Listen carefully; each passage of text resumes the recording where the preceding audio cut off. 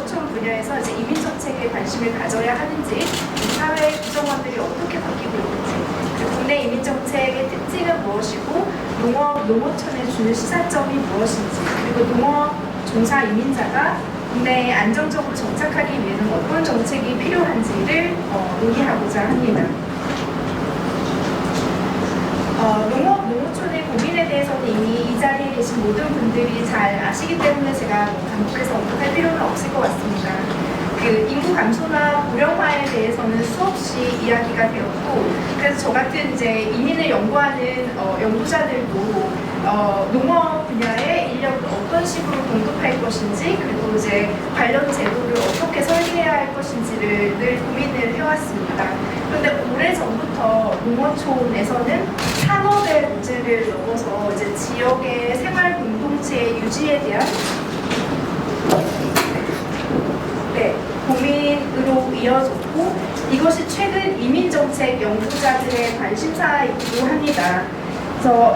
그래서 이러한 변화의 시점에 오늘의 발표는 이민정책을 연구하는 연구자 입장에서 농업이나 농어촌 전문가분들에게 이제 자문을 구하는 식으로 이제 생각을 하셔도 될 듯합니다.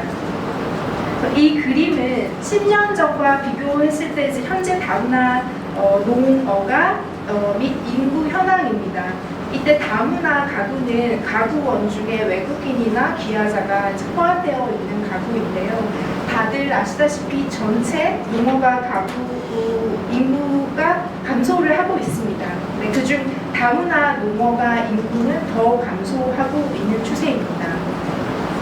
농어촌에서는 이제 다문화 가구는 감소하고 있지만 국내 외국인 귀화자 그들의 자녀는 점차 증가하고 있습니다. 행안부 통계에 따르면 약 200만 명이 넘는 이제 이민자들이 국내에 머물고 있고, 그 규모가 거의 충남의 인구수에 비할 만합니다.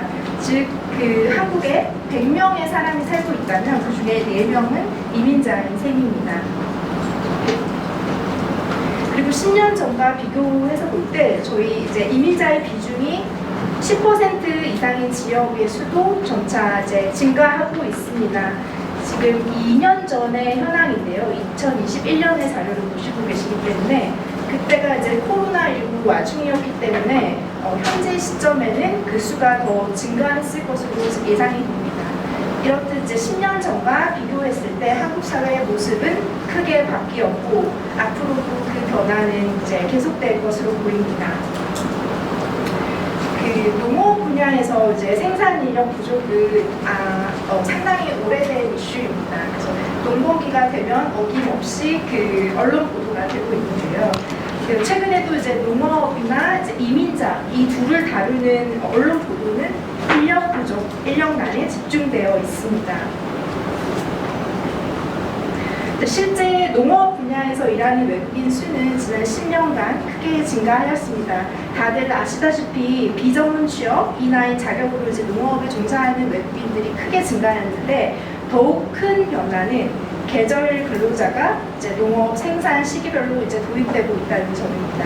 물론 여기 계시는 분들이 다들 아시겠지만 예전이나 지금이나 이제 농업 분야에서는 제도권 밖에서 이제 외국인을 고용하는 경우, 우리가 소위 이제 불법 고용이라고 하는 경우들이 많은데, 지난 10년 동안 이러한 비공식적인 노동을 제도화하기 위한 노력들이 이루어졌다고 봅니다. 사실 이제 국경을 건너서 이제 자신의 거주지를 옮기는 사람들의 이유는 굉장히 다양합니다. 그만큼 이민의 유형도 다양할 수밖에 없는데요. 이러한 다양한 유형의 이민자들 중에서 그동안 이제 농어촌에서 흔히 볼 수 있는 사람들은 한국인의 가족이 된 결혼 이민자, 그리고 이제 농업을 종사하는 외국인들입니다. 제가 이 그림을 보여드리는 이유는 이민을 관리하는 그런 법 제도나 나름의 체계가 있기 때문에 단순히 농업이나 이제 농어촌의 상황만을 고려한 어떤 제도나 정책을 추진하는 것이 사실상 쉽지는 않다는 점을 좀 말씀을 드리기 위함입니다. 그럼에도 불구하고 이제 한국의 이민 정책에 농업이나 농어촌의 관점이 반영될 필요가 있고, 그러기 위해서는 우리가 지금 현행 이민 정책에 대한 좀 기본적인 이해가 필요하고, 이를 바탕으로 앞으로 이제 우리가 농어촌에서 어떤 논의를 해야 하는지도 좀 살펴보도록 하겠습니다. 시간 관계상 넘어가고 한국에서 지금 지난 30여 년 동안 외국인 고용은 확대되어 왔습니다. 애초에는 뭐 제조업이나 건설업 분야에서 이제 외국인 인력 수요를 반영하기 위해서 제도가 설계되었다면 점차 이제 농업의 수요를 반영하기 위해서 제도 개선이 이루어졌습니다. 동시에 생산직 종사자 중에서 이제 숙련 인력을 선발해서 국내 장기 취업할 수 있는 기회도 점차 제공을 하고 있습니다. 여기에서 잠깐 저희가 이제 이민자의 법적 지위에 관한 이제 설명을 좀 드려야 할 텐데요. 외국인이라고 해서 국내에서 다 똑같은 지위를 갖고 있는 것은 아닙니다. 이제 한국에서 머문 기간이나 그 개인의 역량에 따라서 일부 외국인은 조금 보다 나은 그 법적 지위를 갖게 되고 최종적으로는 귀화를 신청할 수 있는 자격까지 갖추게 됩니다. 대부분의 국가에서 이런 비슷한 정책을 펼치고 있는데 이러한 귀화까지 경로가 수월한지 여부는 국가마다 좀 차이가 있기도 합니다. 그 외국인으로서 취득할 수 있는 최상의 이제 법적 지위가 영주권인데요. 한국에는 현재 한 20만 명이 채 안 되는 이제 영주권자들이 있습니다. 물론 이민을 적극적으로 수용하는 국가들에 비해서는 정말 작은 규모이기는 하지만 지난 20년 동안 그 수가 크게 증가했음을 그림을 통해서 확인하실 수 있습니다. 그리고 이 그림은 이제 매년 한국 국적을 취득한 외국인의 규모를 보여주고 있는데요. 보시다시피 1957년에 한국의 첫 번째 귀화자가 이제 생겼습니다. 근데 귀화자 수가 10만 명을 돌파하기까지 50년의 시간이 걸린 데 반해서 10만 명에서 20만 명이까지 가는 데는 10년이 채 걸리지 않았습니다. 이렇게 한국 사회 구성원들은 조금씩 변화해 오고 있고 그 변화의 속도는 우리 사회의 이제 경제가 발전한 만큼 빨라질 것으로 봅니다.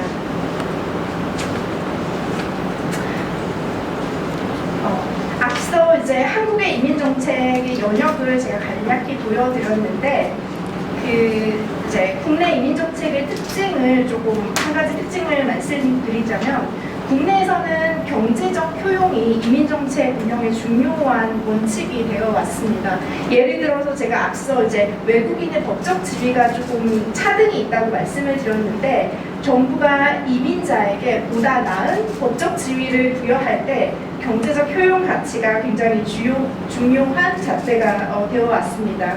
그리고 이를 평가할 때 이민자가 보유하는 각각의 그 인적 특성에 점수를 매겨서 높은 점수를 취득한 이민자에게 조금 더 나은 법적 지위를 부여하는 방식을 그동안 취해왔습니다.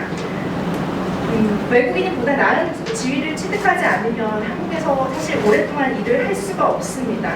반대로 말하면 농업이나 어업 경영자들이 외국인을 오랫동안 고용하기 위해서는 외국인의 체류 자격을 이제 조금 보다 나은 자격으로 이제 변경을 해야 하는 것이 필수인데요. 그런데 지금 농업 종사하는 이민자가 보다 나은 법적 지위를 취득하여 장기적으로 일하는 것은 사실상 쉽지가 않습니다. 오래전부터 이제 제도는 마련되어 있는데 농업 종사자들이 그 조건을 충족시키는 것이 굉장히 어려웠고 최근에 아까 이제 저희 축사에서도 말씀하셨듯이 지역 특화형 비자가 이제 시범 사업으로 운영이 되고 있는데 이 역시 농업 종사자가 충족시키기 어려운 요건들을 제시하고 있습니다. 이 부분에 대해서는 제가 좀 이따 다시 설명을 드리도록 하겠습니다. 농업에 현재 종사하는 이민자들이 숙련도를 인정받고 상대적으로 나은 법적 지위를 취득하기 위해서 정부가 정한 요건을 충족시켜야 하는데 농업 종사자의 숙련 인력을 전환 현황을 살펴보면 아무래도 작년까지만 해도 전체 쿼터가 2,000명 정도에 지나지 않았기 때문에 농업 종사자의 전환도 굉장히 소수에 불과하다는 것을 확인하실 수 있습니다. 그런데 최근에 법무부가 숙련 인력 쿼터를 3만 명으로 확대한다고 이제 발표를 하면서 올해부터는 농업 종사자들의 전환 규모도 조금은 확대될 것으로 예상이 됩니다. 그리고 앞서 말씀드렸듯이 현재 지역 특화형 비자 시범 사업을 운영하고 있는데 인구 감소 지역 취업이나 거주를 조건으로 상당히 안정적인 법적 지위를 취득할 수 있는 기회를 부여하고 있습니다. 현재 10개 지자체 28개 시범사업 지역이 선정되어 운영되고 있는데 제가 예시로 이제 부산의 시범사업을 발췌하였습니다. 부산에서는 어업에 종사하는 이민자들에게 지역 특화형 비자를 취득할 수 있는 기회를 부여하겠다고 이제 제안을 하고 있는데 문제는 신청자가 이제 국내 전문 대학 이상의 교육기관에서 이제 유학한 경험이 있어야 한다는 것입니다. 그렇게 되면 사실상 현재 지금 농업에 종사하는 외국인들이 이 자격을 신청하는 것은 이제 불가능한 상황입니다. 앞서 제가 이제 그 이민자의 인적 특성에 대해서는 정부가 점수를 매긴다고 이제 말씀을 드렸는데 우리나라는 이제 전 국민의 교육 수준이 워낙에 높다 보니까 학력 수준을 꽤 중요시하는 경향이 있습니다. 그리고 이제 앞서 제가 법적 지위의 그 스펙트럼을 보여드렸는데 아무래도 법적 지위가 점차 나아지면은 영주권이나 귀화 신청도 가능하기 때문에 한국 사회의 일원이 될 사람들에게 우리가 어떤 조건을 요구할지가 이제 이민 제도를 설계하는 그런 정책 입안자들의 고민이기도 합니다. 그 정리해서 제가 말씀드리면 지금까지 농업 종사자가 안정적인 법적 지위를 취득하는 것이 거의 불가능한 상황입니다. 다시 말해서 농업을 종사하는 이민자들은 지금 정해진 기간이 지나면 본국으로 되돌아갈 수밖에 없는 상황이고 우리 농어촌에는 계속 단기간 일손을 보태주는 그런 사람들만 머물게 되는 것입니다. 앞서 제가 이제 국내 이민 정책은 경제적 효용성을 굉장히 중요시한다고 이제 말씀을 드렸는데 농업 종사 이민자들은 그동안 이제 제한된 역할만을 부여받았고 그렇다 보니까 전문성이나 기술을 향상할 기회도 부족했다고 생각이 듭니다. 이러한 상황에서 이들의 소득 수준은 낮을 수밖에 없는데 물론 어선원으로 일하는 이제 외국인들은 한국인과 다른 그런 임금 체계가 있다는 점이 또 문제점으로 지적되고도 있습니다. 그렇지만 이제 저임금 이민자의 정착은 장기적으로는 한국 사회에 부담이 될 것이라는 그런 우려가 있습니다. 그래서 이제 이들의 정착에 대해서도 이제 법무부가 굉장히 보수적일 수밖에 없는 것이고요. 오늘 토론자로 참석해 주신 이제 엄진영 박사님께서 저한테 이제 농업 노동자의 임금은 그 농산물 가격 등 이런 구조적인 이유로 인해서 상승이 어렵다는 그런 말씀을 해주신 적이 있는데 그렇다면 이제 농업 종사자들의 정착 과정에 있어서 한국 사회의 그런 구조적인 불평등의 피해를 이제 고스란히 본인들이 이제 감수해야 되는 상황인 것이죠. 그래서 오늘 사실 굉장히 짧은 시간의 발표로 최근에 그 이민정책 관련 많은 논의들을 다 말씀드릴 수는 없었지만 제가 생각하는 앞으로의 농어촌 이민정책 논의 방향성을 좀 제안드리고자 합니다. 먼저 그 이민은 이제 최근 이제 인구 감소 대응책으로 이민이 검토되면서 이제 찬반 의견이 엇갈리고 있지만 그 이민은 우리 사회의 변화의 단면이지 사회의 위험 요인도 인구 문제를 해결하기 위한 완벽 통치약도 아니라는 관점이 바탕이 되어야 한다고 생각을 합니다. 더불어 그 농업종사 이민자들을 인력으로만 바라보는 그런 기존의 팽배한 관점을 좀 전환시킬 필요가 있다고 생각합니다. 결국 사람이 계속 줄어들고 있는 농어촌에는 국적을 떠나서 이제 그 지역에 활기를 불어넣어줄 수 있는 사람들이 필요하다고 봅니다. 그리고 제가 오늘 발표에서도 계속 강조하였듯이 한국의 이민정책은 전문성이나 기술 그리고 그에 수반하는 임금 수준을 굉장히 중요시하고 있습니다. 그렇기 때문에 농업 종사자가 이러한 요건을 갖출 수 있도록 농업 전문가분들의 이제 고민이 필요하다고 생각을 합니다.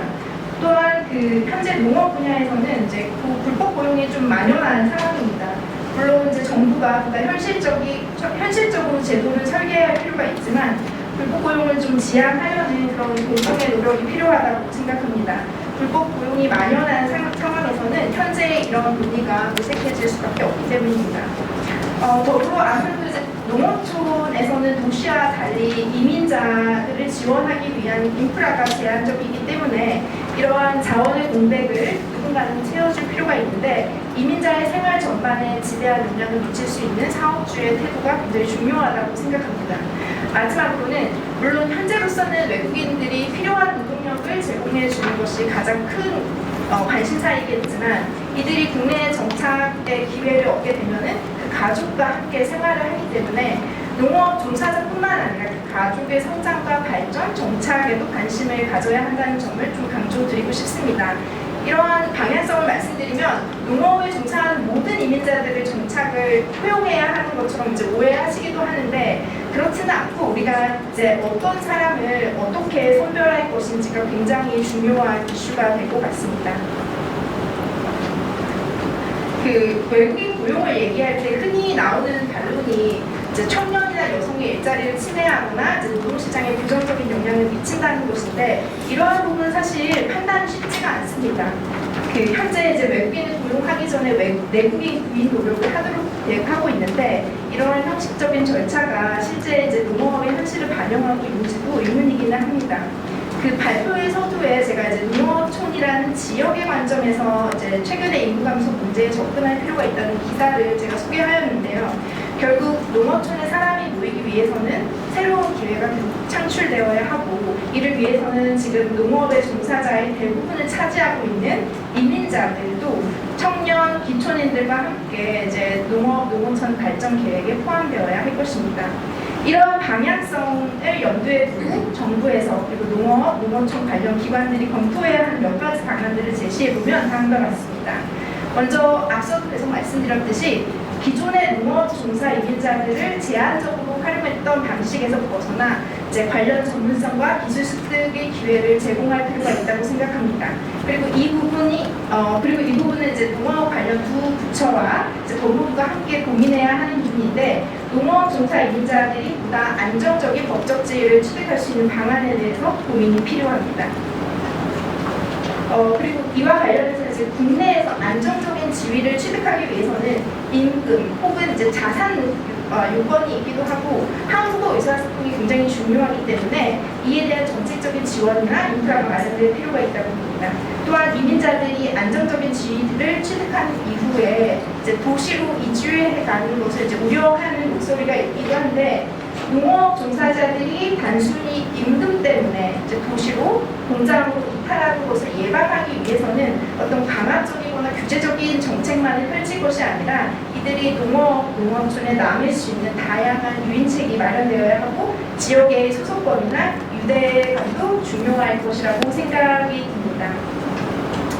앞에서 제안한 과제들이 잘 이행되기 위해서는 관련 부처들의 전문성을 살려 역할을 분담할 필요가 있고 지금까지 농식품부나 해수부가 이제 인력을 공급하는 차원에서만 관심을 두었다면 앞으로는 이제 교육이나 훈련, 노사 갈등 중재, 근로환경 개선 등에 대해서도 좀 적극적인 역할을 해주기를 기대해 봅니다. 특히 올해 그 제정된 농업 고용 인력 지원 특별법이 내년에 본격 시행되기 전까지 이에 대한 이제 제반 사항이 잘 준비되기를 바랍니다.